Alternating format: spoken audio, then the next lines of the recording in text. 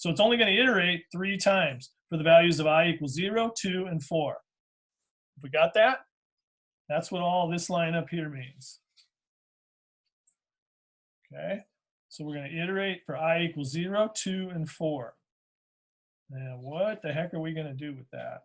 Well, the first thing really the only thing we have to do is this if clause. Now notice this and if. That's probably a new command to you, although you may have seen it before. But if it is new to you, it's kind of like in C++ and Java where we have the open brace and the close brace inside of an if statement or a for loop or a main function or any function. And it's just like the closing brace of the whole thing. So it's just one structure all underneath this if clause. And what are we comparing? What's our conditional? What's our true false? Okay. B subscript I through I. Remember our I values are going to be 0, 2, and 4. In this case, the first time through, it's going to be 0. So B sub 0. So 0 through 0 is just 0. B sub 0, which is the very first character of the B. In fact, let's go ahead and label these. This is 0, 1, 2, 3. These are the subscript values, 4, 5, and 6. Okay, it's length 7, but it's got those subscripts. Okay, so it's the 0 position, which is an E. And it's saying if string E is less than another portion of the B loop, I plus 1 through I plus 1, you know that's just one character again. It's just whatever the I plus 1 position is.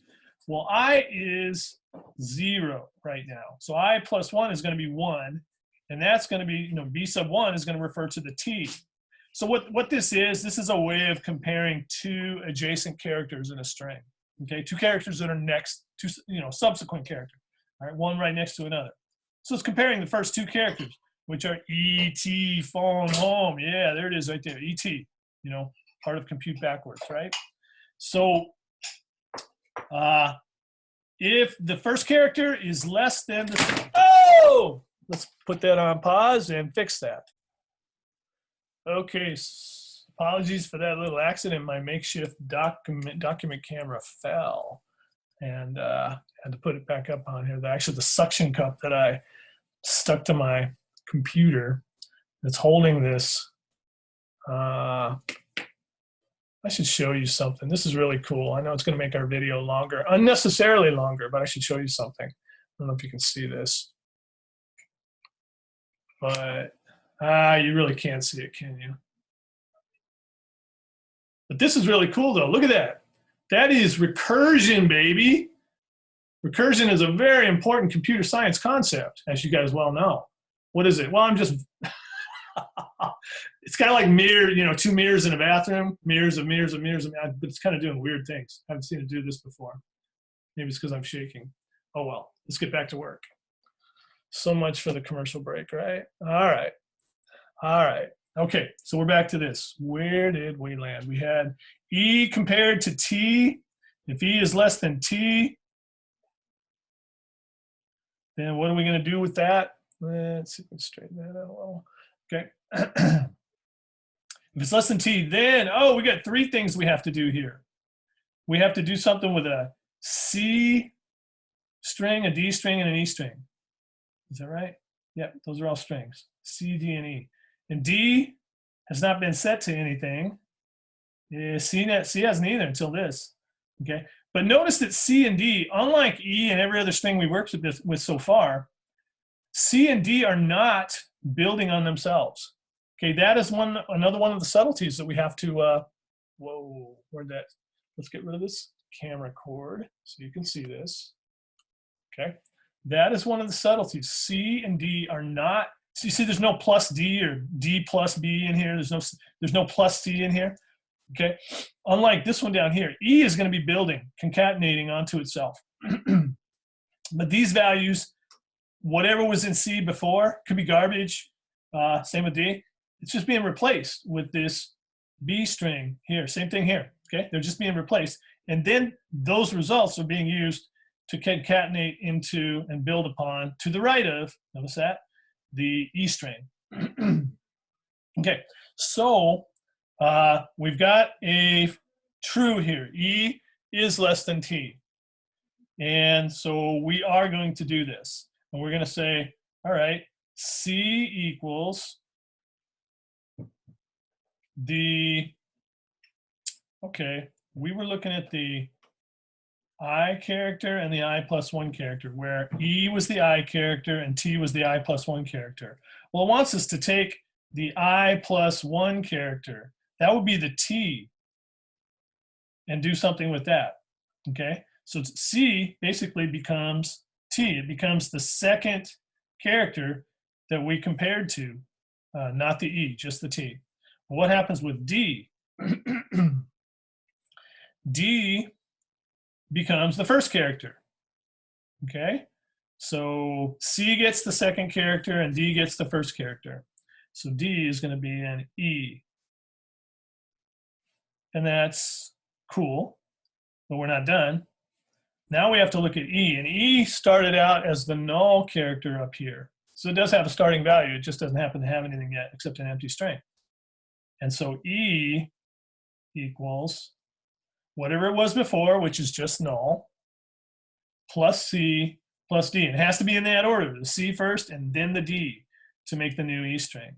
So E becomes TE.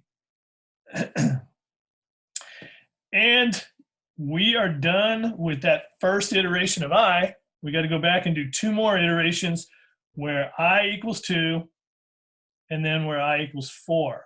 Now, remember, we figured out what this was doing logically, didn't we? We could put a comment on this and make it better code, make it better code standards, right? What is it doing? If we put a comment on this section, this second section is comparing every other pair of characters. I mean, it's taking a pair of characters and you know, left and right, and taking the small, if the one character on the left is smaller than the one on the right, it builds them into the C, D, and E strings as we've described.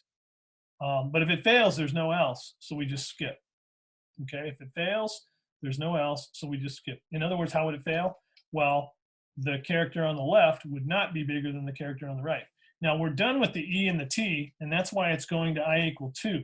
See over here, we looked at the 0 character and the plus 1 character that was right next to it, and now we're skipping to I equal 2, which means we're starting now with the U, which is the 3rd character, and comparing it to the plus 1 character there, which is the P, the 4th character. Okay, and so we're going to compare U to P. We're going to ask if U is less than P, and it is not. That is a false. This one was a true. Okay, and so that fails. And what happens? Well, there's no else, so we don't do anything. We just go to the next one, which is I equal 4, and this is going to be the last one before we come near finishing our problem here. And so I is now equal to 4, so B sub 4. Is B sub 4 less than B sub 5? Well, B sub 4 is the M. So we're saying, is M less than O? O is the plus 1 character, the 5 character. And so is M less than O? Well, LMNOP, yeah, M comes before O in the alphabet, so it's smaller, so this is a true.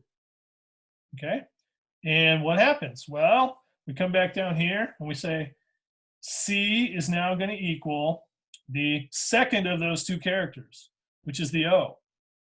So C is no longer T, and it's not being concatenated to it either. See, there's no plus C in there. So we come down here, and C is now equal to the second character over here, the plus 1 character, which is the O. Okay, and then we come down to D, and D is the character on the left. So D, the E that's in D now gets wiped out because there's no plus D in here. It's just white, just replaces whatever's there. And D is now equal the left side character, you know, in other words, the sub 4 character, which was the M. And then we come down here and we are concatenating the C and the D in that order. So O before M, we are concatenating the O before the M to whatever was at E before. We are not replacing it completely, This is where we take what was there before and add on the characters to the right. And so what did we have before? We had TE. Now we take the E, which is TE, and we add the C character, which is an O, and then the D character, which is an M. So we've got the characters TEOM, teom, teom, whatever. And that was the last iteration. So we got a true on I equals 0, we got a false on I equal 2, and we got a true on I equal 4.